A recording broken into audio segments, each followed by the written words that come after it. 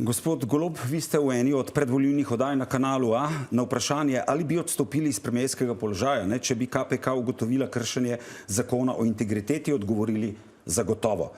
Boste držali svojo besedo in odstopili? Najprej ne povem, da je mi odleglo, da je ta postopek zdaj na neki točki zaključen. Še posebej zaradi tega, ker so po več kot 2 letih edini očitek, ki je obstal, vse ostale so odmaknili, sta 2 SMS sporočili, v katerih svoji lastni ministrici izražam zaskrbljenost, poudarjam, zaskrbljenost nad sliko v policiji. Kasneje se je taka situacija ponavljala, zaskrbljenost izražate vsi mediji, izražali ste jo pred volitvami, izražate jo tudi še danes in čisto po pravici povedano ne. Sam ne smatram tega kot kršitev integritete in ne bom odstopil zaradi te obtožbe za podlagi teh 2 SMS sporočil. Jaz hočem biti zelo jasen, pa bomo tudi pojasnili zakaj. Ne, ampak gospod Golob, dajva pogledati še enkrat tole izjavo. Dajmo jo. Bi odstopili iz premierskega položaja, če bi KPK ugotovilo kršenje zakona o integriteti? Zagotovo. Odgovor je zelo jasen, predsednik vlade. Ugotovitev protikorupcijske komisije je dokončna, kršili ste integriteto. Ker sem si integriteto predstavljal takrat popolnoma drugače, kot se danes interpretira strani KPK-ja. Ampak to vas ne izključuje odgovornosti, politične, za to, če ste si vi to takrat predstavljali drugače kot zdaj. Vi ste ljudem govorili, vi ste takrat ljudem, samo da razvijem tezo, boste imeli možnost, vi ste ljudem takrat govorili v teh predvolilnih soočenjih, da boste drugačni od Janše in da boste spoštovali odločitev neodvisnih institucij. In zdaj je odločitev neodvisne institucije je, da ste kršili integriteto. In vi ste dejali, če bo neodvisna institucija ugotovila kršitev integritete, boste zagotovo odstopili. Zakaj torej ne odstopite? Zato, ker sem si takrat predstavljal kršitev integritete popolnoma drugače, kot je danes interpretira KPK.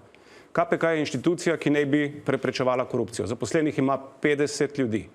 2 leti so se ukvarjali z 2 SMS-i, ki sem jih poslal politični ministrici. Komunikacija med predsednikom vlade in ministrom ne more biti kršitev integritete, še posebej ne takrat, ko predsednik vlade izrazi zaskrbljenost. Poudarjam zaskrbljenost.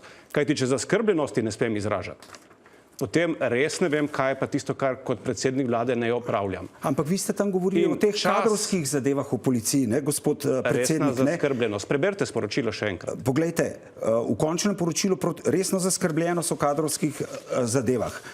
Tukaj piše. Pika, ja.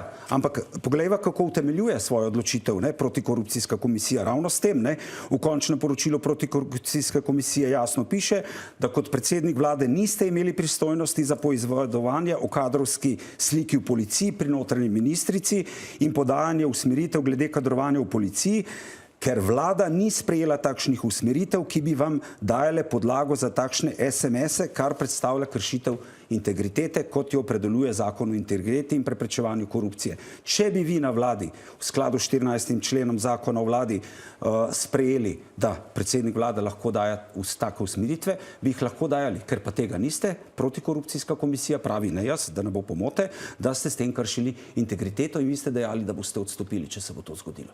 Jaz dnevno dajem ministrom, izražam svoje mnenje. Dnevno. Pri različnih zadevah na različnih področjih, ne samo v tem primeru, ker je to moja naloga in moja izključna pristojnost, ker ne vodim sam neposredno ministrstev, ampak usklajujem delo ministrov. To je prvo. Drugo, kar se mi zdi izjemno pomembno. Že to, da tako poročilo pride ven 2 meseca pred volitvami, daje v resnici prizvok temu, da gre za politično obračunavanje in ne za resno skrb, da bi se preprečevala korupcija ali pa tveganja povezana s korupcijo, ki bi moralo biti osnovno delo te komisije. In tretje, kar se mi zdi zelo pomembno, v primeru integritete sem si predstavljal stvari kot ne bomo počeli tega, kar je počela prejšnja vlada. Zame je integriteta v prvi meri odgovornost do volivk in volivcev. In jaz sem tudi v tem studiu, tudi vi ste bili eden od voditeljev, vnaprej smo napovedali, da bomo ravno policiji, ki je bila žal zlorabljena, ki je metala solzivc na ljudi, uporabljala vodni top in v kateri so bile kadrovske čistke v primeru prejšnje vlade najhujše, da bomo v tej policiji vzpostavili ponovno normalno stanje. Zato gre v teh SMS-ih, kako to, da se ministrica ni držala obveze, ki sva jo skupaj dala ljudem. In to je zame integriteta, da se držimo obljub, ki jih damo ljudem. Če to pomeni, da med seboj komuniciramo v obliki SMS-ov ali kako drugače, zato da bomo izpolnili obljube do ljudi. Veste, kdo je glavni razsodnik? Ni neka komisija, ampak so ljudje. Dovolite, še 2 meseca vsi si lahko ustvarijo svoje mnenje na podlagi teh 2 SMS-ov, če bojo ljudje odločili, da ne želijo imeti politika, predsednika vlade, ki daje navodila ministrom, da izpolnijo predvolilne obljube, mi bojo to čez 2 meseca zelo jasno povedali. In to je vse, s čimer želim zaključiti ta primer, ker so ljudje razsodniki in ne komisija. Absolutno, da so ljudje razsodniki in se bodo odločili sami, ampak tukaj gre za to, kar ste vi govorili, da boste drugačni od Janševe vlade, da boste spoštovali neodvisne institucije. Jaz sem prepričan, da smo zelo drugačni in da zelo spoštujemo neodvisne institucije. Ampak kako, če ne odstopite, recimo, če ste pred volitvami dejali, da boste odstopili, če bodo ugotovili kršitev, zdaj pa ne odstopite? A se spomnite, o kakšnih kršitvah smo govorili takrat v tej oddaji? Katere kršitve Janševe vlade so bile takrat na mizi, ko je šlo za denar nepojasnjenega izvora, za kupovanje avtomobilov z gotovino in še bi lahko našteval. O takih kršitvah smo se takrat v tej oddaji pogovarjali. Ne pa o tem, ali lahko ali ne pošljem SMS svoji lastni ministrici, da sem zaskrbljen, poudarjam, katerem izražam skrb nad kadrovsko sliko. Ampak midva zdaj govoriva o ugotovitvi protikorupcijske komisije, ki pravi, da ste vi kršili integriteto. Ona ne govori o tem, da vi ne bi mogli dajati navodilo ministru in tako naprej. Ne, oni samo pravijo, da ste vi pisali te SMS-e in se zanimali s kadrovanjem v nasprotju s 14. členom zakona o vladi, ki je jasen. Predsednik vlade lahko daje ministrom obvezujoče napotke v zvezi z nalogami, ki izhajajo iz usmeritev vlade in so pomembne za delo posameznih ministrstev. Teh pa vaša vlada ni sprejela in zato vam protikorupcijska komisija očita kršenje integritete. Ker če ne bomo spoštovali procedure, potem bomo kavbojska država. To očitate Trumpu. Sploh ne. Procedura, ta odločba ni pravnomočna in to veva oba. Tako da, ko bo pravnomočna, bomo lahko govorili, ali spoštujemo proceduro ali ne. Zaenkrat ni. Pa bom drugače vam še dogovoril. Veste, kolikokrat ste me vi vprašali, ali ima nek minister mojo podporo? In jaz sem nazadnje govorila o dolgotrajni oskrbi, o ministru Maljevcu. In jaz sem tudi takrat povedal, da sem lahko zaskrbljen nad tem, ali bodo stvari v roku izpeljane. In sem to svojo skrb ministru izrazil bistveno večkrat, kot naprimer minister Bobnarjevi. Pa zaradi tega nikomu ni padlo na pamet, da ni v moji pristojnosti ali pa celo prepovedano, da ministru izražam zaskrbljenost, ker to je vse, kar v teh sporočilih piše. Ampak v teh SMS-ih pa govorite o kadrovanju. Vi tam niste ministru rekli, zaskrbljen sem nad kadrovanjem, ki ga vi izvajate in tako naprej. Zato, ker je bila v tistem času to naša predvolilna javna obljuba, dana tudi v tem studiu ljudem. Jaz bom vedno spoštoval te obljube, ki jih bom dajal ljudem. In takrat smo jih dali zelo jasno in zato tudi dali mandat. Ampak če potegneva zdaj črto, vi pravite, da ste dali tam jasne obljube. Ljudje so videli, kaj se je... Posnetek zavrtite. Ne, smo ga že videli, to se mi ne zdi smiselno. Vsi so že videli, vsi vejo, o čem govoriva, da se mi ne zdi smiselno, da boste takrat odstopili. Zdaj vidite meni dejali, da ste takrat to integriteto razumeli drugače in tako naprej. Ampak vseeno ne spremeni dejstva, da je protikorupcijska komisija ugotovila, da ste kršili integriteto in vi ste dejali, da ste odločba pravnomočna, bomo lahko pogovarjali o tem, ali je moje videnje integritete in njihovo dejansko enako. Ali pa v skladu z zakonom. Ker čavo videnje integritete je dejansko v skladu z zakonom. Jaz sem prepričan, da to videnje integritete, ki ga je podala protikorupcijska komisija, ni v skladu z zakonodajo in bom to z velikim veseljem dokazoval na sodišču. Ampak kako bi recimo tudi odstopili in to, kar bo odločilo sodišče, ne spremljali razbremenjeni politične odgovornosti. In me zdaj zanima v resnici, kaj bi pa dobili, recimo, če 2 meseca je še do volitev, odstopite recimo kot predsednik vlade, pokažete, da držite svojo besedo, ki ste takrat govorili, da boste drugačni od Janševe vlade in v tistem odgovoru, ko ste dejali, da boste odstopili, niste nič omenjali, da se boste pridrževali odločitve protikorupcijske komisije in tako naprej, ali pa da boste odstopili šele, ko bo to pravnomočno, ker ste ravno v predvolilnih nastopih govorili o tem, da vi boste spoštovali odločitve institucij neodvisnih. KPK je neodvisna institucija, se pravi, vi bi lahko držali besedo, odstopili in potem na sodišču dokazovali naprej, ali se KPK moti ali ne. Deva razčistiti. A je KPK izdal odločbo, da moram odstopiti? Ne. Torej, ne govorite mi, da ne spoštujem njihovih odločitev. Spoštujem, jo bom pa po pravni poti izpodbijal. Mogoče sem se zarekel, tukaj se opravičujem, mislim, da ne spoštujete svoje besede, ker ne odstopate, ker ste dejali, če bo ugotovili, boste odstopili. Zato, ker ko sem moral izberati med besedo, ki sem jo dal v popolnoma drugem kontekstu in odgovornosti do volivk in volivcev, bom vedno izbral volivke in volivce. In če bodo oni ocenili, da sem izbral napačno, mi bodo to čez 2 meseca jasno povedali. To gre v demokraciji in drugače. Povejte mi, gospod Golob, da ste imeli to kosilo, na katerem ste želeli strniti to levo sredino, kot pravite, v boju proti tem, da se vrne na oblast desnica oziroma Janez Janša.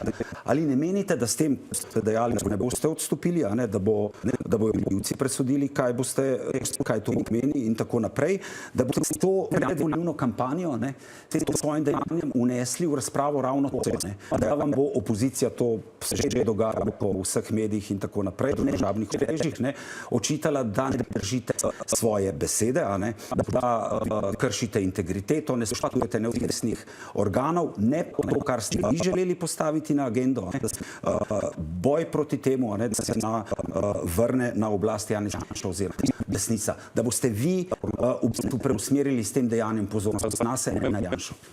Nisem dobro razumel, sicer, ampak vam bom drugače pojasnil, kaj bo nekaj kosila.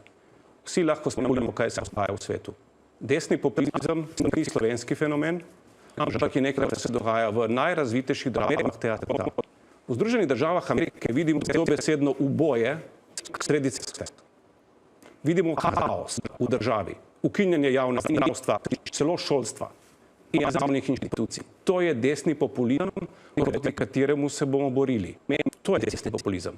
Ni stvar imena Janez Janša. Desni populizem je prisoten po vseh zahodnih državah. Zakaj? Ravno zaradi tega mogoče, ker vsi ostali, ki želimo živeti v svobodi, v miru in v redu, po nepotrebnem popuščamo na točki, ki se reče odgovornost. Odgovornost je do ljudi in ljudje so tisti, ki se odločajo ali želijo prepoznati tak tip odgovornosti ali ne. In mi smo se povedali točno tem. Ponuditi priložnost, vizijo 2 Slovenij. Ena Slovenija, podobno temu, kar je danes v Združenih državah Amerike. Po domače čisti kaos. Druga Slovenija, nadaljevanje sprememb, nadaljevanje stabilnosti, nadaljevanje, se opravičujem, reda v državi in normalne življenja. O tem smo se danes pogovarjali na kosilu, ali lahko najdemo skupni imenovalec. Vse te stranke z zelo različnimi pogledi, moram poudariti, zelo različnimi pogledi, ali lahko strnemo vrste na točki, ki se reče, želimo ohraniti demokracijo, pravno državo in red v državi. Mi smo se s tem strinjali, da to pa je točka, o kateri imamo lahko enako mnenje.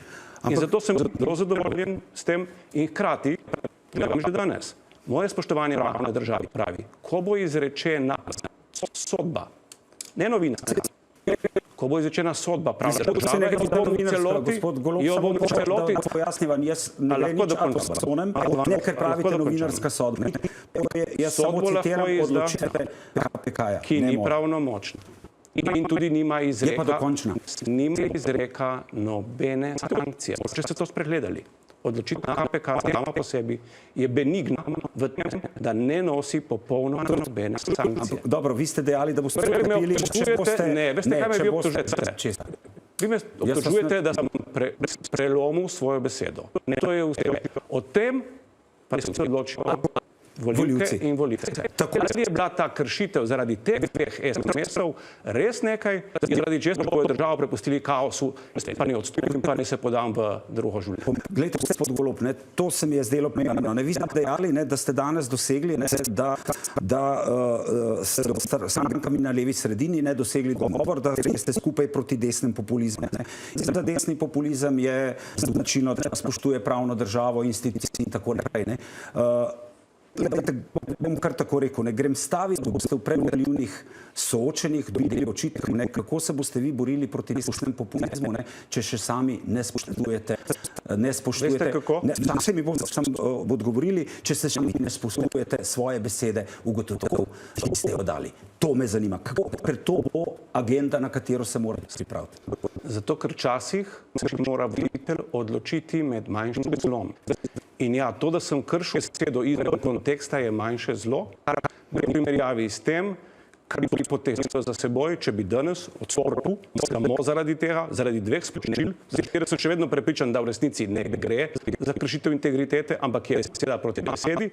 Če bi danes odstopil, bi dejansko pripeljal v državo 2 meseca pred volitvami kaos. Mogoče je bil to namen, mogoče je tudi momentu tudi KPK-ja, ne vem, težko o tem cenim, ampak bom raje počakal na pravnomočno sodbo sodišča, vključno z izrečeno razsodbo in sankcijami.